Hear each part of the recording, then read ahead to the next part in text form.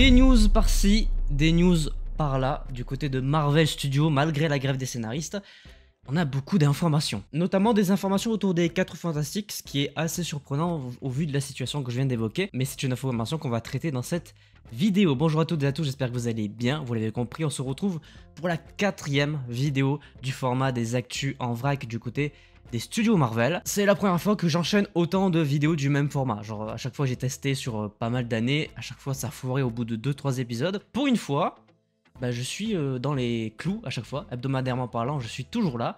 4e vidéo, aujourd'hui pas mal de news, une dizaine environ. À commencer par un mea culpa parce que la dernière fois j'ai oublié de parler d'une news par rapport aux figurines pop, puisqu'une figurine pop de la série tant aimée Secret Invasion est sortie, une figurine pop du Super Skrull, donc la version de Gravik, à la fin de la série, avec le nouveau logo de la série, puisqu'il faut savoir que la série est passée par 3 logos différents, dont un logo qui est présent sur une figurine pop de Nick Fury, une des seules qui est disponible du programme pour le moment. Donc voilà, pas de date de sortie pour le moment, mais en tout cas elle est mise sur le site de Funko, donc vous pouvez la précommander. Mais à culpa effectué, maintenant on passe aux vraies news de la semaine, à commencer par le 29 juillet avec une news sur la série Echo, vous le savez, une série qui va sortir en one shot durant le mois de novembre, vers la fin. Là on a une info par rapport à la composition de la bande originale, puisque c'est le compositeur Mato Waoi qui s'est occupé notamment de Réservation Dogs, qui va s'occuper de la bande originale de Echo. Pas la news de l'année,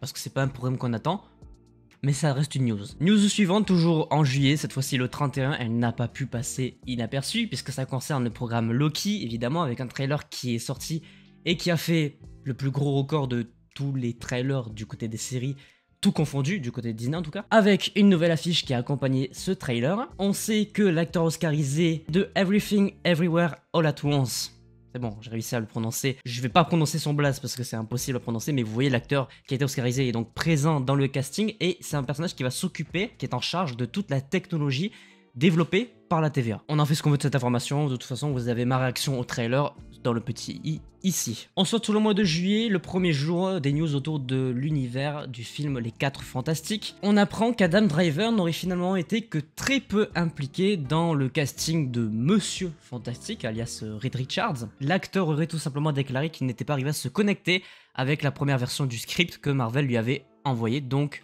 en gros, vu que le scénario est en réécriture et qu'il y a la grève des scénaristes et que du coup ça avance pas aussi bien que ça devrait avancer, ils ont toujours dans leur coin de leur tête de continuer de parler à Adam Driver, de lui proposer un nouveau script, mais pour l'instant, apparemment, on n'aurait pas d'Adam Driver en Monsieur Fantastique. Le 2 août, news autour de Loki, comme je l'ai évoqué, c'est le trailer qui a fait le plus de visionnage en 24 heures de toutes les séries Disney+, plus de 80 millions à l'heure actuelle. Et pour parler un petit peu press people, tout ça, vous le savez forcément, Jonathan Majors actuellement c'est assez compliqué pour l'acteur puisqu'il est accusé de pas mal de choses. Il devait passer au tribunal il y a de ça quelques jours au moment sur cette vidéo, c'est d'ailleurs une news qu'on traite. Le procès a été décalé en septembre, donc ça c'est la première news autour de l'acteur, mais aussi il semblerait que dans la série Loki il fasse peut-être une apparition un petit peu plus moindre que prévu. On l'a vu dans le trailer, il y a que quelques images de Victor Timely, le personnage qui va interpréter dedans. La question qui se pose, c'est est-ce que Disney continue de faire confiance à l'acteur tout en essayant de le montrer le moins possible? Je pense déjà qu'on en saura plus quand la série sortira. On pourra déjà visualiser à quel point ils ont cut des scènes ou non, mais surtout on le sait que c'est compliqué parce que quand on regarde la scène post-générique de Ant-Man and the Wasp: Quantumania,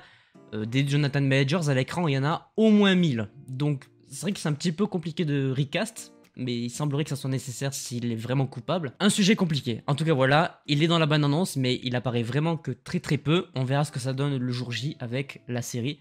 Du coup, je sais plus exactement, je crois que c'est 6 octobre. Toujours le 2 août, on parle une nouvelle fois des Gardiens de la Galaxie Volume 3. Cette fois-ci, ça y est, le film est enfin sorti sur les plateformes de streaming, plus particulièrement sur Disney+, puisque le programme appartient à Marvel et Marvel à Disney. Mais évidemment, il n'est pas disponible, je vous le donne en mille, en France à cause de la chronologie des médias. Donc faudra attendre. Soit vous utilisez un VPN, évidemment, NordVPN, donnez-moi de l'argent, virement, on fait un petit partenariat, tu connais. Soit vous allez sur les sites de streaming, ce que je ne vous sollicite pas évidemment. Toujours le 2 août, dernière news, ça concerne la grève des scénaristes, celle qui a commencé du coup début mai. Au moment où on tourne cette vidéo, hier, les négociations entre les grands studios et la WGA, donc ceux qui s'occupent des scénaristes, ont repris. Pour l'instant, on n'a pas d'informations, parce qu'on est le samedi 5, je pense pas qu'ils vont communiquer. Mais voilà, en tout cas, les échanges ont repris, on verra ce que ça donne. Il y a quand même très peu d'espoir que ça donne sur une conclusion positive. On passe au 3 août, c'est les dernières news qu'on va évoquer, puisque jusque-là, hier, le 4, il n'y en a pas eu. La première du 3 août, ça concerne la série WandaVision. On découvre que Alexandria Rubalcaba, une figurante qui a travaillé sur WandaVision, elle a déclaré que Disney avait utilisé, ou plutôt avait scanné son corps de manière numérique, sans son autorisation, et que du coup, il semblerait que si jamais on utilise cette version numérique pour faire apparaître le personnage d'une quelconque manière, déjà elle ne serait probablement jamais tenue au courant et encore moins se rémunérer. Ça rejoint évidemment le problème de la grève des scénaristes et des acteurs à cause de l'intelligence artificielle. C'est clairement ça sur quoi on se dirige avec ce genre d'informations. C'est que si on est capable de numériser quelqu'un, c'est que vraiment derrière c'est un logiciel qui s'en occupe et il y a plus rien. On n'a même plus besoin des acteurs en physique et ça c'est un vrai problème. Pour conclusion, ça prouve bien que la grève des acteurs c'est utile. Donc faut les soutenir. Je me rends compte de ce que je viens de dire, numériser des gens pour les mettre de manière numérique sur des plateaux. Pas ouf.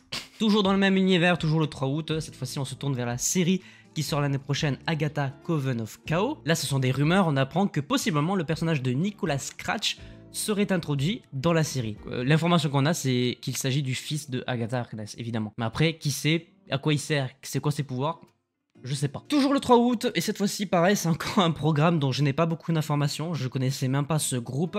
Apparemment, et c'est une rumeur, le développement d'un projet sur les filles de la liberté serait en cours de développement du côté de Marvel Studios. J'ai pas eu le temps de me renseigner.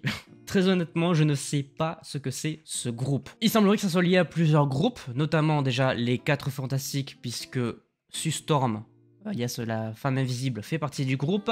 Il semblerait sur l'image que j'ai là, qui est la même que vous avez, qui est Misty Knight. Après le reste des personnages je connais pas, donc si vous avez des infos ou vous aimez ce groupe, bah voilà, apparemment c'est en cours de développement mais ça reste une rumeur. Avant-dernière news de la vidéo, on va du côté de Deadpool 3 qui est actuellement en pause dans son tournage à cause de la grève des acteurs, tout vous connaissez, on se répète. Il semblerait, et là c'est officiel, que Emma Corrin confirme bien son rôle de méchante dans le film Deadpool 3. Par contre on n'a pas d'informations sur le méchant qu'elle pourrait interpréter, mais au moins elle confirme que c'est bel et bien elle qui jouera la méchante de ce film. Peut-être qu'elle va traquer Deadpool à travers le multivers.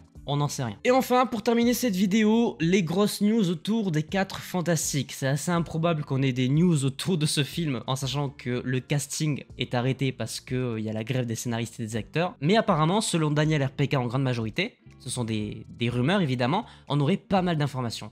La première, ça serait que le rôle du leader reviendrait à Sue Storm et pas à Mr. Fantastic. En gros, son cast serait le plus important avant d'articuler le reste de l'équipe autour d'elle. Donc j'imagine qu'ils vont d'abord privilégier le cast de la femme invisible et ensuite se concentrer sur les autres. Et c'est d'ailleurs un petit peu ce qu'ils ont fait, puisque apparemment le rôle de la femme invisible aurait été donné à Vanessa Kirby, qu'on connaît pour différents rôles, notamment dans Mission Impossible, et c'est une actrice que j'aime beaucoup. Déjà premièrement, ça serait donc elle la leader de l'équipe, et ça serait elle qui interpréterait du coup le personnage de Sue Storm. Concernant Monsieur Fantastique, apparemment on se retournerait un petit peu du côté de Matt Smith, évidemment, grand acteur qui a joué du coup dans House of the Dragon très récemment avec son magnifique rôle de, j'ai oublié son blaze, comment il s'appelle, Daemon? Oui c'est ça, Daemon Targaryen, mais évidemment aussi pour Dr. Who, si je me trompe pas, Dr. House, un des deux, je ne maîtrise plus. Évidemment ça reste que des rumeurs parce qu'il y a toujours Adam Driver en ligne de mire, et il y avait un moment donné aussi, comment il s'appelle, le premier acteur de la première version des 4 Fantastiques. Du côté de la Torche Humaine, on a aussi des informations, parce qu'apparemment ça serait Joseph Quinn qui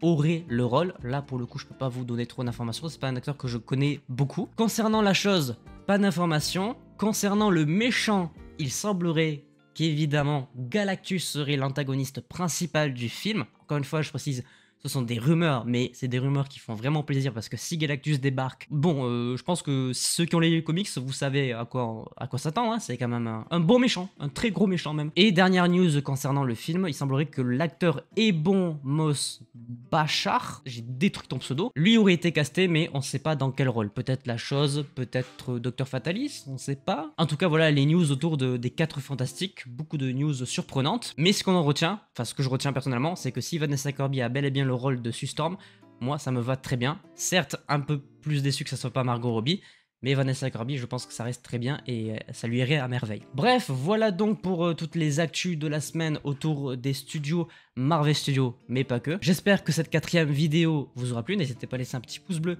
si c'est le cas, à vous abonner, activer la cloche pour ne pas manquer les prochaines vidéos, et sur ce, portez-vous bien, c'était votre Captain, à la prochaine.